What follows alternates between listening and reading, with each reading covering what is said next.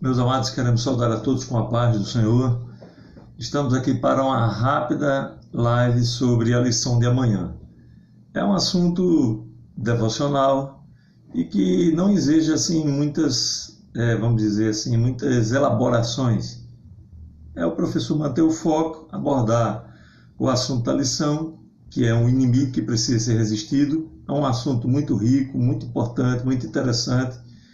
E o comentarista, a seu modo, optou por uma análise da lição, né, dentro desse tema, uma análise devocional. Isso não tem nada de problema, não desmerece de forma alguma o comentarista, é apenas uma questão diferente de abordar o assunto. Eu espero que os professores se beneficiem, inclusive dessa singularidade da lição, ok? Nós já queremos aqui agradecer a todos quantos nos acompanharam nos nossos comentários até o momento. Queremos convidar você a vir ao blog e acessar o comentário desta semana. E, de repente, se você não deu aula até esse momento, né, você é professor, pode surgir ali algum assunto mais específico para que você aborde, tá certo?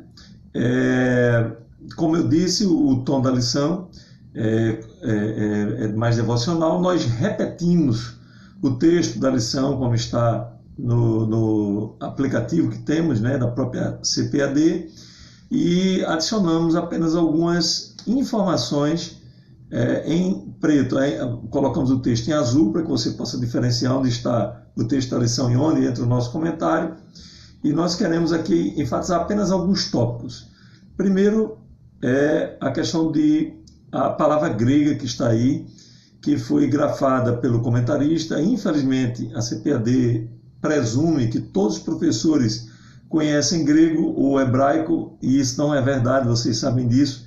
Até seminaristas, muitas vezes, não têm um aprofundamento, aprendem a língua, as duas línguas, apenas para passar nas provas, o suficiente para passar nas provas. E isso traz algumas dificuldades. Por exemplo, a palavra hedonismo, no original grego, né, é redonê. Por quê? Porque o primeiro eta, ele é pronunciado, visto que ele tem um espírito áspero, é um sinalzinho em formato de C, um C bem pequenininho lá em cima da primeira letra. Então, não se pronuncia edoné, como parece indicar a lição talvez não é nem a transliteração, que a transliteração não transliteraria um eta final como é aberto, né? Mas são detalhes técnicos, mas enfim, redonê, ok? Esse é a primeira colocação que queremos fazer aqui dentro da lição para auxiliar o professor dentro da sala, e é muito chato o aluno conhecer o assunto e o professor não, né? Mas sigamos, ok? Aqui no texto áureo, o Tiago 4:7 diz: sujeitai-vos, pois, a Deus, resistir ao diabo e ele fugirá de vós. Né? Esse termo grego aqui, utilizado para resistir, é antistemi, aquele TH de the end, ok? Queremos saudar aí a Elai Charamba, a Nath Gomes, ao Regiano e a outros que estão aqui conosco neste momento, tá certo? Então esse termo grego, anfistemi, ele se aplica tanto à oposição a uma ideia, a um conceito, como a recusa em abandonar uma determinada posição por estar certo, ou porque você está consciente daquilo ali, né? Às vezes está errado, mas está consciente, não quer abandonar aquela opinião. Também resistir a uma declaração, fazer uma declaração de uma posição pessoal em oposição a uma posição reinante num determinado contexto, defender uma posição ou resistir a um oponente numa luta, numa guerra, que é uma aplicação de uso militar. Então, é muito importante nós entendermos que essa resistência ao diabo, ela não se dá com bravatas, com conversa mole. Eu digo sempre que o diabo tem que ser vencido em casa para ser vencido nas ruas. Normalmente as pessoas fazem o contrário, bradam em alto som, pisam na cabeça dele, gritam no ouvido, pisam no pescoço, e é aquela agonia terrível e no final das contas não chega a lugar nenhum. Acaba vencido por uma banalidade muitas vezes. Então devemos ter muito cuidado, porque a resistência ao diabo é em oração, é em humildade, né? É uma série de coisas que estão na lição e que são importantes de que o professor frise, tá certo? Todas essas acepções são importantes e se aplicam à nossa resistência ao inimigo. Devemos resistir na mente, no coração, né? Nas nossas convicções e nas nossas atitudes, que é o mais importante. Ok, gente? A verdade prática fala que o Senhor Jesus provou na tentação do deserto que o diabo não é invencível. E os ingredientes para essa vitória estão lá, repercutidos um pouco mais à frente, mas nós inserimos aqui mais alguns para reflexão apenas, não queremos refazer a lição, não é essa a intenção, muito pelo contrário, nós mantemos, na medida do possível, o foco dentro da lição para que haja um aproveitamento. Não adianta a gente adicionar um monte de assuntos paralelos e não enfocar o conteúdo da lição. Então, os ingredientes para esta vitória, né, são os mesmos utilizados por Jesus. Em primeiro lugar, submissão à vontade de Deus. O diabo é vencido quando nós nos submetemos à vontade de Deus. Pode ser até que nós percamos por um determinado momento. Pode ser até que alguém perdeu a própria vida, como Estevão, né? E aí se pode pensar que quem venceu foram os opositores de Estevão. Mas a sua alma está guardada com Cristo em Deus e ninguém pode, né, de forma alguma, tirá-lo de lá do rol de santos remidos que serão ressuscitados no dia do arrebatamento. Então, para todos os efeitos práticos, ele venceu. No século XVIII, teve um cidadão que é citado por Ronaldo Lidório, né, e ele diz: olhem para os seus discípulos, os discípulos de Jesus, morreram sem glória, isso não se faz, isso não era um líder. Né? E aquele homem não entendia o contexto no qual aconteceram as mortes dos discípulos. Né? Eles morreram sem glória, mas para a glória de Deus. Né? Então é importante se submeter à vontade de Deus, ainda que nós não entendamos aonde essa vontade nos leva naquele exato momento. Em segundo lugar, o ingrediente para vencer o inimigo, a tentação, para resistir ao diabo, é o preparo espiritual, através da oração, do jejum, tá certo? Que é fundamental para o crescimento espiritual do crente. Existem tantos crentes meninos hoje porque não querem orar e nem querem jejuar, tá certo? São duas atitudes fundamentais para o crescimento espiritual. Ok, gente? Nós temos jovens que querem a bênção de Deus, mas não querem orar. Nós temos senhores e senhoras que querem bênção, querem que Deus abra a porta, querem que Deus cure, mas não querem orar. Tá certo? Tem até um ditado popular entre nós, que é os 6 horas, né? 6 horas por mim lá, e eu não chego. Ok, gente? Não é assim que funciona. A oração e o jejum são as marcas de um crente verdadeiro que quer crescer na graça e no conhecimento. Em terceiro lugar, preparo psicológico, para entender o que é eterno e superior. Você não pode se aperceber das coisas de Deus pensando no que é passageiro, pensando no que é dessa vida, no que vai te satisfazer por um momento. Você tem que pensar de um modo eterno. Tá certo? Que está reservado, por exemplo, para nós no céu, é muito mais importante que qualquer outra coisa deste mundo. Então, se você pensar dessa forma, você vai resistir ao inimigo também, porque você não vai trocar a salvação por uma coisa, né, qualquer dessa vida, ok? Em quarto lugar, o preparo intelectual, através da leitura da palavra de Deus, através de livros, tá certo? Amplie a sua biblioteca, e não só amplie, como leia. Né? Eu conto sempre a história de um pastor amigo que fui visitar numa quinta-feira de uma semana, e ele tinha muitas Bíblias, Bíblia de Estudo Pentecostal, Bíblia Vida Nova, Bíblia de Shed, Bíblia Scofield, isso, um monte de Bíblias. Então ele tinha uma estante grande, cheia de Bíblias. E eu tenho uma familiaridade com ele, uma intimidade, e eu perguntei para ele, eu disse: me diga uma coisa, meu amado pastor, esta semana, quais dessas Bíblias o senhor leu? E ele disse: eu vou ser sincero a você, infelizmente eu não li nenhuma. Então essa é a grande questão. Nós temos inúmeras Bíblias hoje, Bíblias de estudo à vontade, várias, as mais diversificadas possíveis, mas as pessoas não leem. Então, se não lê, não aproveita, né? Inclusive eu fiz uma crítica há alguns anos no meu blog sobre as Bíblias de estudo, porque elas não aguçam a pesquisa, elas não aguçam o estudo, não aguçam a leitura. Eu não conheço absolutamente ninguém que de um momento para o outro começou a ser um bom leitor através de uma Bíblia de estudo. Me perdoem as editoras, me perdoem os amigos, né? Eu também tenho Bíblias de estudo, não tenho nada contra elas do ponto de vista de tê-las, mas é preciso tê-las e lê-las, né? Se você tem as Bíblias e não lê, você não está aproveitando nada. Então, para vencer o inimigo, vencer os desafios desse tempo impostos por ele, que é o que reina, né? A Bíblia diz que esse mundo jaz no maligno. E uma vez que jaz, ele está insetando inúmeros dos seus esforços para arrebanhar o máximo possível de incautos. Né? Como é que nós vamos fazer frente a esses desafios se nós não lemos a palavra de Deus? Essa semana eu coloquei no meu Face um pensamento. Né? Nós repreendemos demônios, nós expulsamos demônios quando lemos a palavra, quando pregamos a palavra, né, de uma maneira correta. Né? Nós também estamos expulsando demônios porque estamos esclarecendo as pessoas. As pessoas estão lendo, né, estão ouvindo, estão entendendo a mensagem e com isso acabam sendo libertas. Tá certo? Quantas pessoas, né, por não ter alguém que lhe explique, que lhe esclareça um determinado trecho da Bíblia ou um determinado panorama de um assunto, o que é a salvação, o que é a vida eterna, por que Cristo veio morrer e uma série de outras questões, por não ter quem as esclareça, passam dessa vida para outra perdidas, ok? Então, quando pregamos a palavra, quando anunciamos a Cristo, quando falamos da palavra de Deus, quando ensinamos a palavra de Deus, né, nós também estamos expulsando demônios. Tá certo? E em quinto lugar, a consciência, né, estamos falando dos ingredientes para vencer ao inimigo, a resisti-lo, né?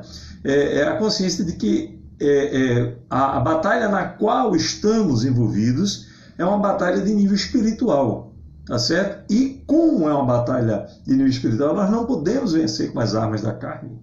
Aí eu torno a repetir, não adianta gritar, vamos estourar agora os ouvidos do diabo. Eu conheci pregadores desse tipo, vocês já devem ter ouvido falar, esse tipo de bravata nos púlpitos. Vamos agora dar uma glória para estourar os ouvidos do diabo. Ora, o diabo não tem um ouvido como o nosso, né? Olha lá para mim, estourável. Ele não tem, porque não é um ouvido físico, tá certo? Ele teme muito mais um crente que ora e jejuma, que lê a palavra, que é uma pessoa preparada intelectualmente. Ele tem muito mais do que aquele bravateiro que vai para o púlpito, sugestionar o público, tá certo? E até mercadejar com a palavra de Deus. Essa é a realidade e nós não podemos fugir dela, tá certo? Não se resiste ao diabo desse jeito.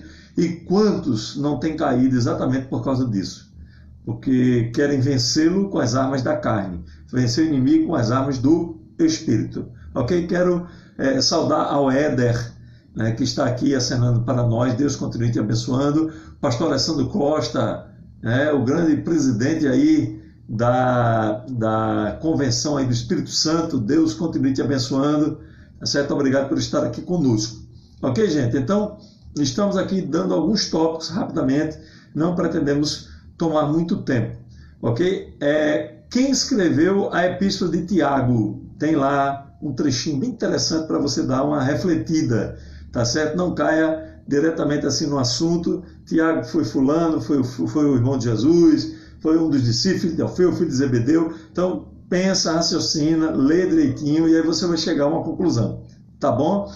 Desde muito cedo se discutiu, né, qual seria dos Tiagos que foram nominados na palavra de Deus, quem seria o autor da Epístola a Tiago. Inclusive, essa epístola foi objeto de inúmeros debates. Foi talvez um dos últimos livros a ser inserido no cânon do Novo Testamento, porque era uma epístola extremamente debatida, não pelo seu conteúdo, mas pelo fato de não ter uma pessoa, um autor específico. E aí foi defendida por inúmeros pais da igreja, aos quais eu menciono no texto. Eu estou aqui correndo rapidamente para poder a gente chegar exatamente no que queremos, tá certo? Mas é bom que você leia esse debate histórico que houve a respeito da Epístola de Tiago, até que ela foi inserida no cânon do Novo Testamento como um livro reconhecido e autêntico. De fato, é um livro importante, tá certo? Eu sugiro ao professor que não fez isso ainda,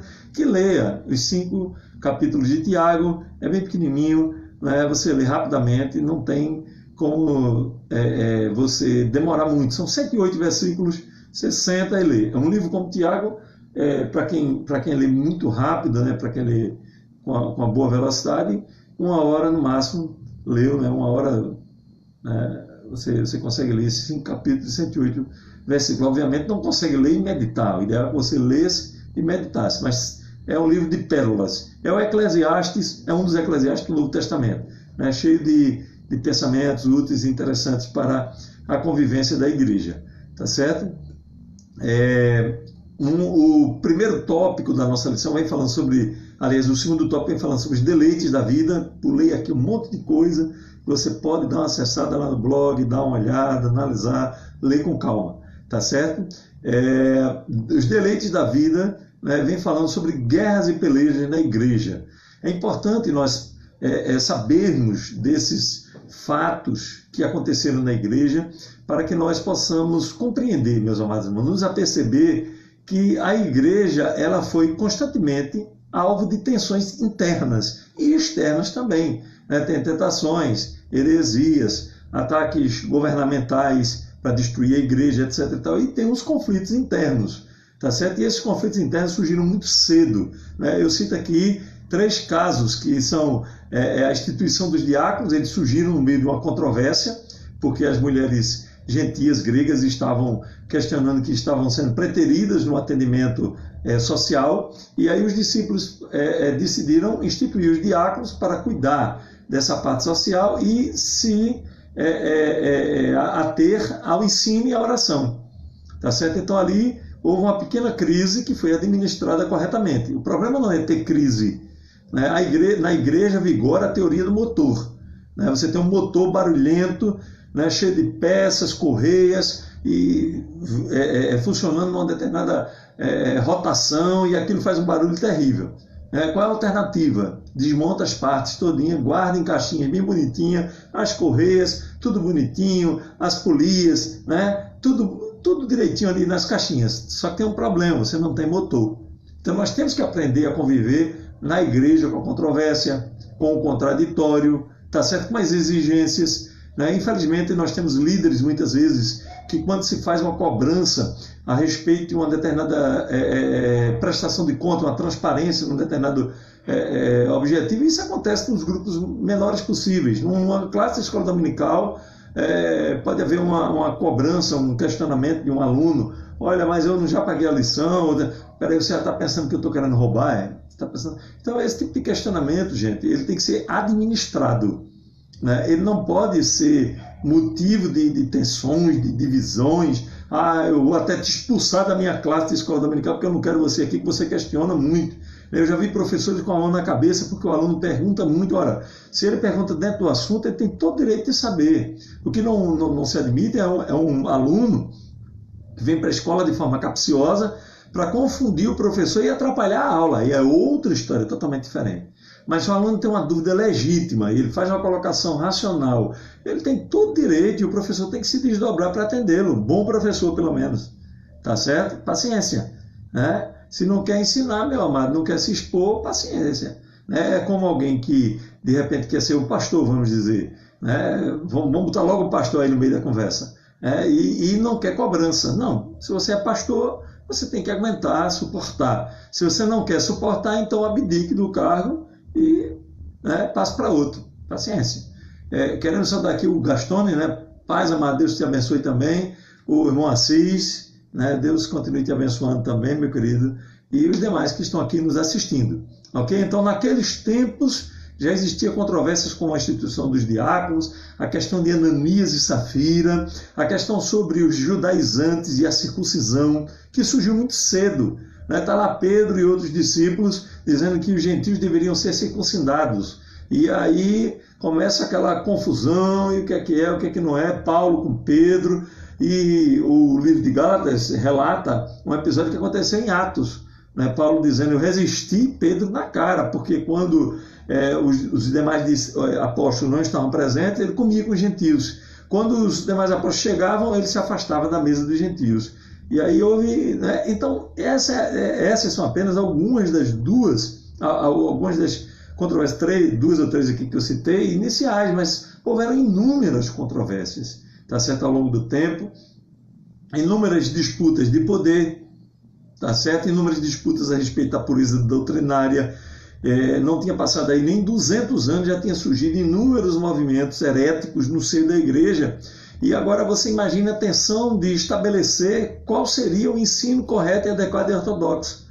E você, quando faz esse tipo de coisa, você imediatamente contraria pessoas. E quando contraria pessoas, vem a tensão, vem o choque. Não, eu acho que não é assim, eu acho que deve ser circuncidado mesmo, e etc e tal. E aí vamos justificar até que chegue um posicionamento, tá certo? E esse posicionamento, muitas vezes, não elucida a questão, não elimina as contradições, os choques e as tensões. Porque tem sempre alguém que vai discordar e vai dizer, não é assim.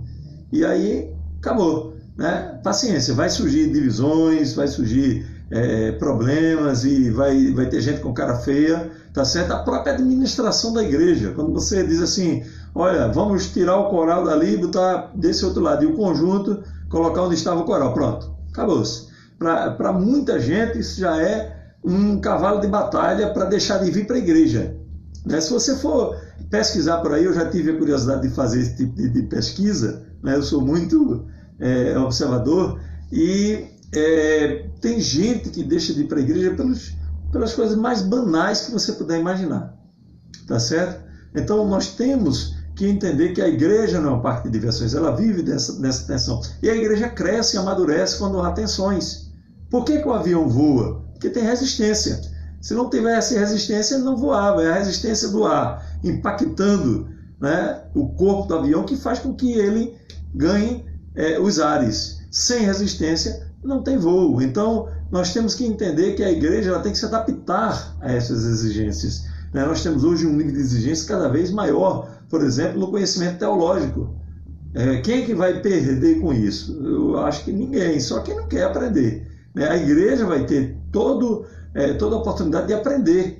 Aprender a ler a palavra, estudar a palavra, ensinar a palavra. Né? Tem pastores que se ressentem, por exemplo, não, porque agora ninguém quer me ouvir. Irmão, muda o discurso. Né? Procura conteúdo que o povo vai te ouvir. Né? Eu nunca vi o povo deixar de ouvir onde tem conteúdo. Agora mesmo, no Carnaval, nós participamos de um evento que é a Consciência Cristã, ali em Campina Grande, e esse evento, já vamos há alguns anos, quando temos a oportunidade no Carnaval, vamos lá nesse evento. Esse evento é lotado, milhares de pessoas ouvindo a palavra, tá certo? E não tem, muitas vezes, aquela efusão de um culto pentecostal, é um culto muito mais tradicional, mas que chama atenção. Né? Eu vi, você vê um público de 10 mil pessoas, 60% é jovens, ou talvez mais, e estão todos assistindo, ouvindo, prestando a máxima atenção possível. Então não é a questão de ser um culto pentecostal ou tradicional, é um culto com conteúdo, um culto que adore a Deus, que chame a atenção das pessoas, e é isso que nós precisamos de ter, tá certo? Quero saudar aqui o Eric Teixeira, que está acenando para nós, amém, querido, Deus te abençoe. O Adilson Benevides Sobral também, Deus te abençoe, querido. Né?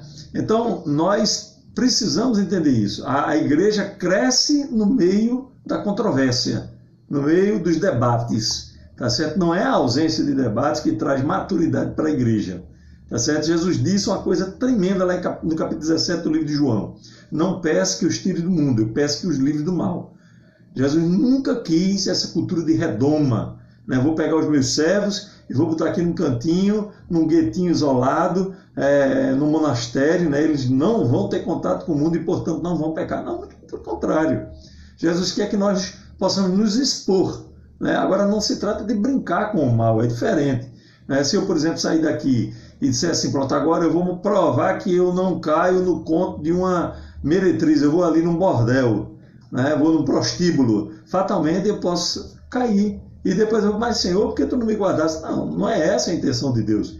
Né? Não se trata de brincar com o mal, se trata de resistir ao mal. Agora, você só resiste ao mal no campo de batalha. Né? Não existe pescador deitado no sofá com a vara de pescar na mão e dizendo, eu sou um bom pescador. Não. O bom pescador é aquele que pega a vara e joga lá na água, vai pescar e vai aprimorar as técnicas, vai pegar os peixes e etc e tal, ok? É assim que temos que funcionar, nós temos que ir à batalha, então, estamos em treinamento muitas vezes, ouvindo a palavra, lendo a palavra, até falando, mas chega a hora da batalha, do confronto, tá certo? E é nessa hora que você tem que estar preparado, ok, gente? E a igreja precisa dessa controvérsia, dessas tensões, para crescer. Né? Tem gente que se espanta quando tem uma controvérsia na igreja, meu Deus, olha, alguém questionou isso ou aquilo, alguém discordou, toda discordância é mal vista na igreja, isso é uma coisa de criancice espiritual, meninice espiritual, tá certo? Os discípulos fizeram colocações terríveis para Jesus, né? Questionaram até a sua própria messianidade. Imagina, o mestre dos mestres, agora os discípulos questionando, e Jesus chegou até um momento de dizer assim, quereis vós também me deixar? Será que vocês também vão me deixar? Né? Então Deus lida muito bem com essas coisas. Abraão chegou para Deus e Deus estendeu a sua mão, fez aquela, tipo quando você encontra uma pessoa querida, e aí Abraão, como é que estão as coisas? Senhor, eu ando sem filhos e o herdeiro da minha casa é o Eliezer, um Damasceno. Cortou, usando esse linguajar do dia a dia aí, né? Cortou o barato de Deus. Aí Deus diz, mas rapaz, o que é isso? Eu cuido de você aqui. Não, peraí. Vem cá, olha as estrelas aqui e faz isso e vai acontecer desse jeito, eu te faço promessa. Deus lida muito bem com a dúvida, com o questionamento. Quem não lida muitas vezes bem com a dúvida é justamente pessoas que não têm estrutura emocional e psicológica para dialogar, para argumentar, para esclarecer. E, infelizmente, essa é a realidade das nossas igrejas. Mas nós precisamos amadurecer nos debates teológicos. Tem crente que diz, olha, eu não quero nem saber que essa carta foi alvo de controvérsia no início da igreja, porque pode abalar a minha fé. Então, tua fé é muito fraca, meu irmão. Tá certo? Tua raiz é muito superficial e você precisa ter muito cuidado, porque você pode se abalar rapidamente, ok? Nosso tempo pede pessoas com a raiz profunda, para saber dialogar, para saber argumentar e não se enredar com os debates. Os debates vão surgir e nós temos que ter estatura espiritual para fazer frente a esses debates, tá certo? O capítulo 1, versículo 2 de Tiago, veja a colocação dele. Meus irmãos, se ele fizesse essa colocação para muitos crentes hoje, tinha muita gente que ia se desviar. Tende grande gozo quando cairdes em várias tentações. Olha só. Só que as tentações aqui, o cair aqui não é cair, né? É a tentação vir e você cair, em primeiro lugar. Né? Cair é ser alvo, ser o objeto de várias tentações. E tentações aqui não é exatamente tentações do diabo, é provações. À medida que as provas vêm na sua vida, a tendência é, uma vez sendo aprovado nas provas, você crescer. Você só é um bom aluno se você passar no teste. Olha, eu entendo todas as fórmulas da física e nunca fez uma prova, então paciência mesmo. Você tem que submeter a prova, né, para ser aprovado, e aí vão te dar uma chancela dizendo isso aí realmente entendeu o assunto, domina o assunto. A não ser isso, é só balela, ok? O segundo subtópico aqui vai falando dos deleites especificamente, né? É bem interessante, e aí chega no redonê que falei lá no início, tá certo? Redonê, tá certo? Não é redoné, tá certo? Tá aí a pronúncia para que você possa falar diante da tua classe, ok? Isso você vai falar errado se você quiser. Essa palavra ocorre 5 vezes no texto grego, né? Tem sempre a conotação de uma ação movida pelos sentidos, de onde veio a moderna palavra hedonismo, uma pessoa sensual, não é aquela pessoa que se expõe, é a pessoa movida pelas paixões, tá certo? Isso aí é hedonismo, e ele busca sempre satisfazer seus desejos sem medir as consequências, tá certo? Seja no campo sexual, seja no campo dos vícios, das bebidas, do que seja, tá certo? As pessoas são inconsequentes, tá certo? Já o crente, ele busca agradar a Deus. A Bíblia diz que nós estamos alistados numa guerra, estamos vivendo em guerra, a igreja vive em guerra, a igreja não vive num parque de diversões, tá certo? Quem pensar que a igreja é um lugar de diversão está errado. O C.S. Lewis já dizia que se você quer ser feliz, por favor, não escolha a igreja porque você pode se decepcionar, tá certo? A felicidade existe na realização de agradar a Cristo. Pronto, acabou. Essa é a definição, tá certo? E nós vivemos numa constante batalha. Eu dizia domingo para uma determinada audiência, né, ali no Tempo Central em Abreu Lima, foi me dada a oportunidade para fazer o resumo, e num determinado contexto eu disse que todo crente é inimigo do diabo. Isso aí é a maior verdade. Eu não quero que o inimigo me tente. Eu não quero nem conversa com ele, eu não quero ser enfrentado. Tem crente assim, fugindo da sua posição. Mas nós, no momento que decidimos seguir a Cristo, nós nos tornamos automaticamente inimigos do diabo. Ou você segue ao mundo e é inimigo de Deus, ou segue a Deus e é inimigo do diabo. Não tem jeito, não tem como ser diferente. Tá certo? Então devemos ter muito cuidado. O comentarista fala aqui num determinado tópico sobre a cobiça por poder e dinheiro, a cobiça em geral, né? E eu dei aqui uma pincelada, né, na questão da cobiça, que poder e dinheiro é sempre uma fonte constante de tensões na igreja. Né? Eu já vi gente brigar por um microfone, porque o maestro não está me vendo para solar. Ou eu sempre solei, mas agora chegou uma pessoa que ele está dando, vez ou outra, preferência. Né? E aí a pessoa começa a ficar emburrado, e etc. e tal. Já vi uma secretária brigar com a vice-secretária, porque a vice-secretária sempre se antecipava e fazia a chamada. Veja que coisa, ela queria apenas ser eficiente. Né? E aí ela pegava o relatório, preenchia com o nome das pessoas que estavam presentes, e com aquilo adiantava, né, a dinâmica do trabalho. E a secretária cobrou ciúmes daquela atitude. Ela achava que a vice-secretária deveria pedir primeiro autorização para só então preencher o relatório. Então se briga por quantidade de oportunidade, não porque aquele órgão teve duas e o nosso órgão só teve uma. Se briga por as coisas mais banais que vocês puderem imaginar na igreja, né? E esse tipo de briga não é igual àquele que eu falava anteriormente. Eram tensões que trazem amadurecimento para a igreja. Essas tensões, elas podem até trazer amadurecimento para a igreja, mas a rigor mostra apenas falta de estatura espiritual, de maturidade espiritual. Né? Pessoas que brigam por coisas banais na igreja, né? E até agem de maneira errada, né? Sendo cobiçosos. Né? E isso é um negócio terrível na igreja. Infelizmente, nós temos que aprender também a conviver com pessoas cobiçosas na igreja. Ok? Lembrando que cobiça não é desejar algo semelhante ao que alguém tem. Eu queria tanto ter um Honda Civic branco igual ao de fulano. Não, é desejar o que fulano tem. É um pouquinho diferente, tá certo? Cobiça não é desejar algo semelhante ao que outra pessoa tem, mas exatamente aquilo que a pessoa tem. Né? E inveja é a insatisfação com o sucesso alheio. Uma pessoa foi bem-sucedida, foi aprovada no concurso, foi aprovada no vestibular, e comprou uma nova casa, comprou um novo carro, e a pessoa fica, né, chateada por conta do sucesso de outra. Precisamos fazer essa diferenciação. Ok? O comentarista também fala sobre o adultério espiritual. O que é adultério espiritual? É você estar com Deus desejando as coisas do mundo.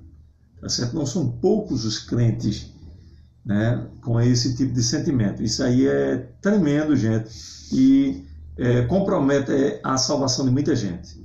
Tá certo? A igreja é uma noiva que está encomendada a um noivo, ok? E nós precisamos ter cuidado, porque rapidamente você sai desse casamento, né? Esse casamento com Cristo, e aí o negócio fica complicado, porque se torna uma pessoa, uma noiva indecisa. Imagina uma noiva que no dia do casamento está pensando num relacionamento que teve com outra pessoa, e aí não consegue nem dizer um sim, como já aconteceu aí tantas outras vezes, né? Então nós temos que ter cuidado. Nesse bojo do adultério espiritual entra uma palavra crítica na igreja hoje e sempre, que é contradição, ou seja, nós queremos uma coisa, dizemos uma coisa, falamos uma coisa, ensinamos uma coisa e fazemos outra totalmente diferente. Então Tiago ele é muito pródigo nisso aí, em mostrar como as pessoas, né, se enganam e se auto-enganam, querendo, né, transparecer uma coisa que não são, tá certo? Esse tipo de comportamento, inclusive, é repudiado no mundo, né? Se você for trabalhar numa empresa e de repente você começar fazendo propaganda de outra empresa, né? Eu estou vendendo aqui um mouse, né? O que está mais perto aqui de mim, mas o mouse bom é daquela outra empresa ali.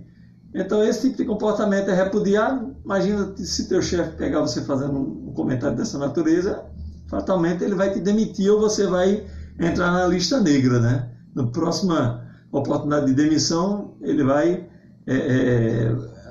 cortar a tua cabeça. Se esse tipo de comportamento é reprovável no mundo, imagina na igreja, que se trata de não apenas de fazer da boca para fora, né? Dizer da boca para fora, melhor dizendo, fazer de uma forma mecânica, mas fazer espiritualmente. O Senhor que nos sonda, que olha para dentro de nós, Ele sabe o que está dentro do nosso coração. Então, a contradição é uma marca da igreja moderna e é extremamente nociva, porque as pessoas começam agora a dizer, mas ele não disse isso, ela não disse aquilo, né? Terrível. O nosso irmão Ezequias Menezes está se sentindo abençoado por estar aqui conosco. Deus te abençoe, querido, também, né? No trabalho aí, tá certo? Deus continue te abençoando em nome de Jesus. E, por fim, nós chegamos ao terceiro ponto da nossa lição, que fala exatamente sobre resistir ao inimigo, não é? Embora, irmãos, o inimigo seja o idealizador das pelejas, nem sempre seja o idealizador das pelejas na igreja, ou seja, a irmã lá que está a secretária que está de cara feia com a vice. A rigor não é o diabo, né? Tem muita gente que gosta de colocar nas costas do diabo todas as coisas. Às vezes é uma falha de caráter, é o diabo. Não, é falha de caráter, é o irmão que não tem caráter, ele não consegue sustentar a sua palavra, por exemplo. É outra história, tá certo? E colocamos nas costas do diabo porque é conveniente. Esse tipo de coisa se torna bem conveniente na igreja. O culto não está animado, porque é por causa do diabo. Não, os crentes não oram, os crentes não prestam atenção, não louvam com alegria, não adoram a Deus Espírito e verdade. O pregador não estudou a palavra, não prega bem, a igreja não recebe, etc. Aí no fim o diabo estava furioso hoje que o culto estava uma negação. Não, o culto estava uma negação por fatores espirituais que os crentes estavam desleixados, não prestaram atenção o suficiente, não fizeram a sua parte, e aí o culto só sobrou. É outra coisa, tá certo? É como o professor desleixado que chega na frente da classe, o aluno pergunta, faz uma pergunta dentro da lição, ele sequer leu a lição, aí o diabo está furioso, irmão, o diabo está, vamos orar pelo nosso irmão, porque o diabo está usando ele aqui. Não, tem nada a ver, mesmo. Nada a ver, você simplesmente não se preparou, tá certo? Então, na igreja, nós precisamos entender que essas pelejas nem sempre surgem por influência do diabo diretamente. O que acontece é que, a partir dessas pelejas, ele se aproveita e arrebanha muitos que estão fracos ali e acaba levando para o mundo. Então nós temos que entender, tá certo? Que essas pelejas não podem ser levadas adiante. Elas têm um nível de tensão e devem ser administradas para que a igreja ela siga em frente. Ok, gente? Então nós precisamos entender esse detalhe. E aí nós chegamos na receita para resistir ao inimigo, nós falamos lá na abertura, né? E Tiago fala aqui de uma coisa interessante, que é o primeiro ingrediente da receita é uma vida de santidade, né? E é bom a gente falar, frisar, que santidade não se compra, não se conquista com a vida desmantelada, não, se conquista com a vida de oração, né? Jejum, meditação bíblica, cultivo de bons hábitos, boa leitura, boas práticas. Por exemplo, eu chego na igreja e começo a conversar com os irmãos sobre frivolidades, coisas do dia a dia que não tem nada a ver. Vou vender Avon, vou vender Rinodê, vou fazer qualquer outra coisa desse tipo, arrebanhar novos membros para o meu marketing multinível e etc e tal. E aí o que acontece? Eu não adoro, tá certo? Não adoro, simplesmente não adoro, não glorifico a Deus. Como é que pode eu ser uma pessoa santa? Fica complicado. Eu comprometo o culto, como é que eu posso ser uma pessoa santa? Tá certo? E aí nós chegamos também ao conceito de santidade. Existe a santidade posicional, que é aquela que você recebe no momento em que você entrega a sua vida a Cristo. E existe a santidade progressiva, que é aquela que você vai conquistando no dia a dia, né? Pela leitura da palavra, como já falamos, pela oração, pelo jejum, pela convivência com os irmãos, pela participação dos cultos, e tudo isso vai colaborando para que você seja uma pessoa cada vez mais santa, tá certo? Então, precisamos desenvolver a santidade progressiva. Infelizmente, ela não é, muitas vezes, um objetivo principal de muitos crentes, e isso é uma porta aberta para a atuação maligna. Ok, gente? O segundo ingrediente da resistência ao diabo é a submissão a Deus, é a humildade, né? Reconhecer que nós somos falhos, fracos, que nada podemos sem Deus, tá certo? Isso é fundamental, tá certo? Sozinho você não vence o pecado. É preciso que a gente coloque isso dentro da nossa mente. E se você é professor, incuta essa ideia na cabeça dos seus alunos. Nós não podemos vencer por nossas próprias forças. Nós só vencemos com a ajuda de Cristo na nossa vida. É se submetendo a Ele em humildade e fazendo com que Ele haja na nossa vida que nós conseguimos vencer. Tá certo?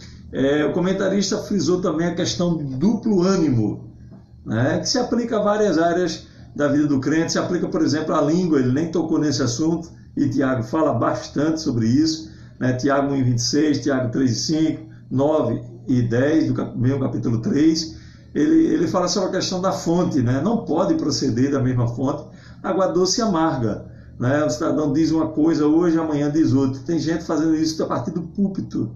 É um negócio terrível. Deus não se agrada, tá certo? É contradição em seu nível pleno, tá certo? E é terrível porque demonstra um duplo ânimo, não é? E no terceiro subponto do terceiro ponto, o comentarista fala sobre lamentos e resultados, né? Tem hoje em dia muito uma lamentação vazia, que não traz aprimoramento espiritual, né? Não traz crescimento, não traz maturidade. É terrível. A igreja moderna, eu coloquei aqui no meu subtítulo, ela se caracteriza por comemorar muito e chorar pouco. Muito evento, né? Os eventos se multiplicam toda parte. Todo mundo quer fazer um aniversário que, por exemplo, engula uma semana da igreja, né? Isso é terrível, porque a igreja ela não vive de eventos, ela vive de rotina, tá certo? Por isso mesmo é que os cultos, como cultos de oração, são esvaziados muitas vezes. Se não trouxer, se não for uma oração especial, oração de cura, oração disso, daquilo, não tem graça. Se a gente só orar, também não tem graça. E nós precisamos entender que a igreja, ela vive dessas coisas rotineiras, corriqueiras, né? Do que a gente se alimenta, por exemplo. A gente se alimenta de panetone janeiro, fevereiro, março, abril, maio. Não, a gente come um panetonezinho, né? Quem tem uma condiçãozinha melhor, em dezembro. E nos demais dias é a comida rotineira que vai nos sustentar, tá certo? Então, essa mesma analogia pode ser aplicada à vida na igreja. Nada contra os eventos, eles podem acontecer, tá certo? Agora, o que não pode acontecer é, por exemplo, o crente só ir à igreja quando tem um evento, né? Hoje é oração, então não vou. Orar não é para mim, não é meu ministério, né? Já dizem até isso. É aquelas coisas mais leves, todo mundo quer, tá certo? Então devemos ter cuidado.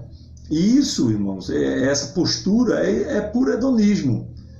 Esse fato de não querer chorar, não querer orar, não querer se desgastar meia hora de joelhos, é puro hedonismo. Quer estar sentado confortavelmente no ar-condicionado, né, ouvindo um culto abençoado, com uma boa qualidade sonora, né, um bom ambiente sonoro, do ponto de vista sonoro, e paciência, tá certo? Eu lembro que já cultuei num banco que não tinha nem custo, né? Os irmãos mais antigos devem ter enfrentado essas situações, e ainda há igrejas, né, em determinados lugares que são dessa maneira, mas são cultos fervorosos, porque ninguém está preocupado se o banco é confortável, se a igreja é confortável, se tem um ar-condicionado, se é isso e aquilo, né? E essa é a realidade dos nossos dias, uma igreja que não quer sofrer, uma igreja que não quer chorar, tá certo? O resultado disso, né, desse tipo de comportamento, é a teologia da prosperidade.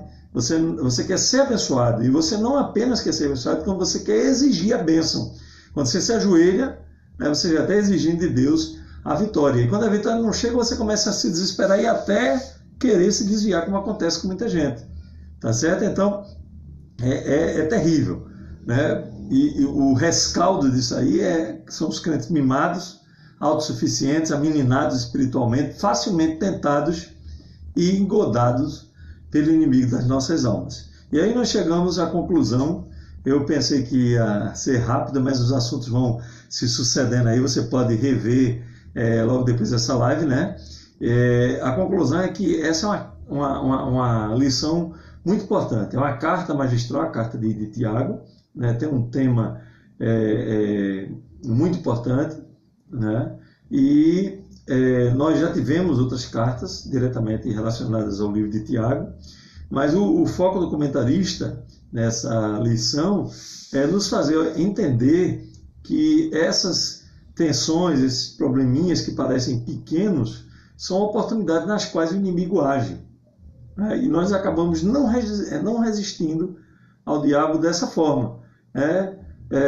Quando nós nos emburramos porque alguém disse alguma coisa que não nos agrada e não entendeu a nossa colocação, uma série de outras situações acabam criando uma fenda, né? A Bíblia chama isso de raiz de amargura, que a gente deixa crescer na nossa vida, deixa enraizar e acaba nos dominando, tá certo? Então a carta de Tiago é pura vacina, né? Vacina contra a discriminação, né? Vacina contra a maledicência, contra a presunção, contra a alienação, contra a falta de prática, né? Você não pode apenas ser uma pessoa crente teórica, você tem que ser um crente que prega, ensina e pratica, né? Infelizmente, a realidade dos nossos dias é uma igreja distante da prática, né?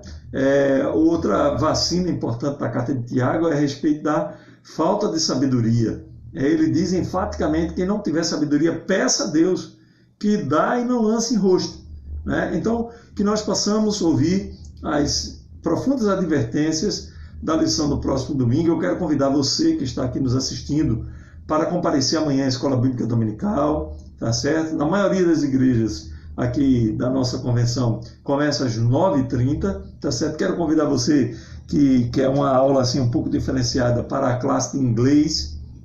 A nossa igreja tem uma classe de inglês no domingo pela manhã, tá certo? Você pode participar dessa classe com este mesmo assunto, só que em inglês. E não precisa ser fluente, você pode apenas conhecer o básico e vai aproveitar como eu, assim como eu. Tá certo? Nós também temos classes de espanhol e de italiano, ali na igreja sede do Tempo Central em Abril. Quero convidar você, tá certo? Participe, tá certo? Leia a lição, ouça essa nossa live desde o início, leia lá o subsídio, está no nosso blog www.daladierlingua.com. Nós vamos deixar o endereço aí nesse post, tá certo? Para que você possa acessar e tirar as suas conclusões e de repente até nos cutucar aqui com alguma dúvida, não tem problema. Se você quiser deixar aí a sua dúvida, deixe nos comentários e nós teremos o prazer de responder. Excelente aula para você, Deus continue te abençoando e mais uma vez muito obrigado pela sua atenção. Deus abençoe a todos em nome de Jesus.